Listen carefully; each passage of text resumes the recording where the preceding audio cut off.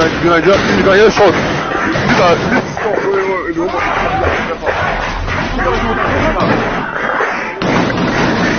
This is happening now in the home. It was one of the things that came into public limelight, and we are seeing a lot of people wondering the shooting and killing of 28 people in Nnamdi Kanu's house without any provocation. You can watch this video. How can you analyze this video? You are seeing massive shooting, killing of 28 people in Nnamdi Kanu's house has been tendered in the court. What do you take about what happened on that day?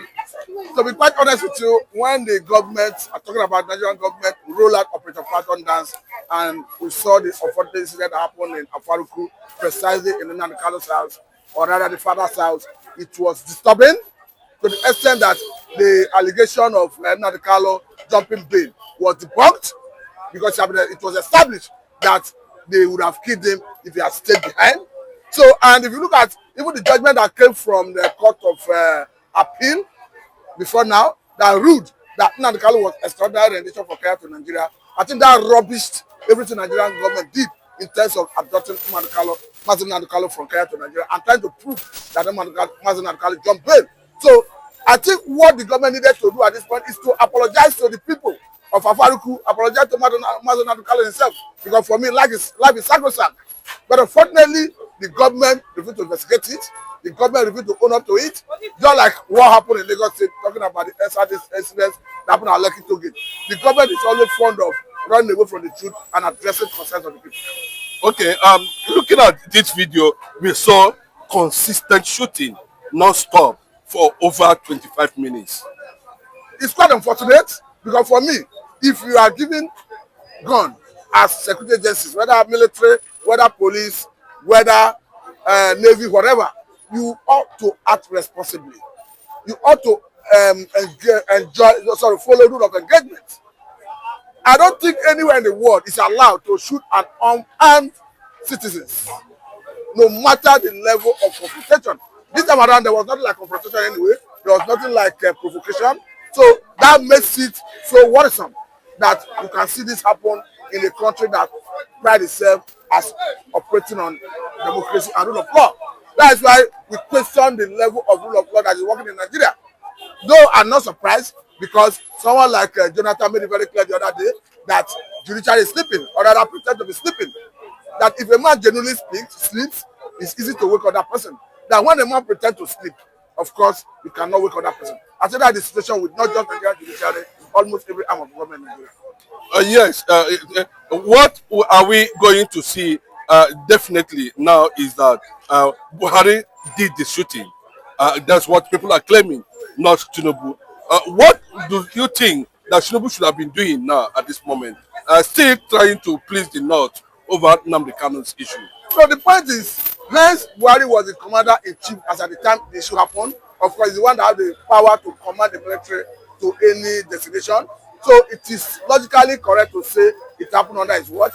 But again, I think it is very clear that the president, Constitutional Ambassador Ahmed Bola Tinubu, have already cut ties diplomatically with the North, because we can clearly see someone like Nasir El-Rufai in every forum talking about how to strategize to take away the government from him.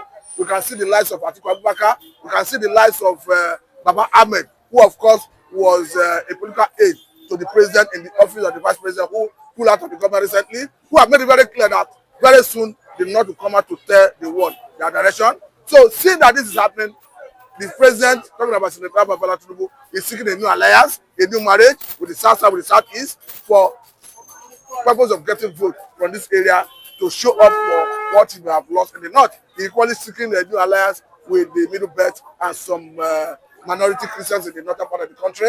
But I think what he should be doing now is to see that there is justice, equity, and fairness. Of course, that's what Nnamdi Kanu stands for. And again, just like Nnamdi Kanu said, that is ready to remain in detention until there is an impartial judge to adjudicate his case in federal government. I think he ought to provide that level playing ground for Nnamdi Kanu to have that impartial judge that would adjudicate that case. The government have access to the video of the shooting recorded, and the IPOB and international community are saying that they must take Buhari and the man behind the shooting that led the chief of army staff at that time to ICC. I think if ICC will give it attention, I think it's a good development, because that will act as a deterrent to other leaders who may want to do things with impunity, because it doesn't matter the level of power you have. Power is temporary, it transcends, it's ephemeral. Today, nobody's talking about Muhammadu Buhari because he's no longer in power. So if somebody drags into International Criminal Court of Justice at that level to be questioned, I don't think it's out of place. Yes, somebody said it very clearly that Buhari means to stop anything that has to do with Nnamdi Kanu because he was a threat to the Fulani people. Fulani is already a major issue for Nigeria. And Nnamdi Kanu has always raised his voice against what is clearly high-handedness on the part of the Fulani. And it's quite surprising how the negligence of the North, of the Hausas, have now become a menace to everybody. Because to be quite honest with you, the Fulanis are not Nigerians originally. These are people who came from Gambia, Senegal, as far back, maybe 14th century, 15th century, and the Hausas accommodated them to the point that in 19th century, they were able to establish a caliphate in Sokoto, which is equally known as Fulani Empire. So, after embracing them, they have not succeeded in capturing the whole Hausas. Unfortunately, they are now coming to the south. So I think the Hausas should understand that they caused the whole world, or rather the whole country, this problem. Because if they don't give them that room, didn't give them that room to infiltrate into their ranks, to the point that everywhere you go, they are emirs.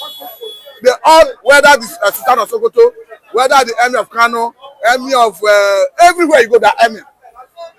To the point that Hausas are not crying out currently. I saw a video where a lady have cried out that even Katsina, that is Hausa dominated, that since her lifetime, she has not witnessed an Hausa governor. You begin to wonder, in Kano the same thing, everywhere you go. So I don't know the magic they use to do all this. Though from what I read recently, they presented to the people, one, they try to learn their language and culture, and try to pretend to be part of them. And diplomatically, they send their children to school to have the knowledge and intelligence over and above the average Hausa man. And today, the Hausa man cannot stand them. They are now looking towards the south. So for me, I think Nnamdi Kanu was an eye-opener because he made it very clear in the time he was in the trenches, shouting that Fulani do not mean well for anybody. We saw how Ghana government chased them away from their own territory in 2010. And as we have it, someone like Burkina Faso President Ibrahim Traore have caught the fire after listening to Nnamdi Kanu. So I think that is where we stand today. Today, we are seeing Opus Odema, the governor of Imo State, defending Nnamdi Kanu, the IPO builder, and telling them that Nnamdi Kanu is innocent. What happened? I think it's because everybody has got to realize that what Nnamdi Kanu stands for right from the beginning is for the liberation of the people. Because if those who were against him are now turning around to realize and recognize that yes, this man is a freedom fighter, you cannot take that away. You can accuse Nnamdi Kanu of anything, but you cannot take away the fact that the world already crowned him as a freedom fighter. When you talk about self-determination, just like I said recently, the first thing that comes to mind globally is Nnamdi Kanu, because he leads a massive followership that cannot be questioned, that cannot be overcome in the history of Nigeria, or rather the history of the world currently. So if you see someone like Opus Odema turn around to draw support for Nnamdi Kanu, I think it's a clear testimony that the truth cannot be covered. Okay, finally on this issue, Nnamdi Kanu is in court, going to appear next week, 14th. I think, if I'm correct, upwards. What is the next thing to see? We are seeing the federal government, there's going to be a cross-examination between the defense team and the federal government. What are they arguing about? Clearly, the government, people are still saying that they do not have any jurisdiction on this matter. Just like we said here, the Court of Appeal in Nigeria ruled that federal government lost every right to prosecute Nnamdi Kanu because he was extraordinary rendition for care to Nigeria. That's pure illegality. The Supreme Court have asked them to go and start the novo. That's where we are. But the point is, at the level of calling witnesses by the prosecution, they would have exhausted all their witnesses. Then Nnamdi Kanu's team will now start examining all the witnesses. After that, Nnamdi Kanu is expected to open his defense. He can decide to go for no cause submission. But if in the wisdom of court says he should open his defense, he will open his defense and start calling the witnesses. After that, the court will ask the two parties to address the court. Thereafter, the court will fix a date for them to come and take judgment. But I think one thing is certain, that Nnamdi Kanu made it very clear that he is ready to remain in detention until there is an impartial judge to adjudicate that case.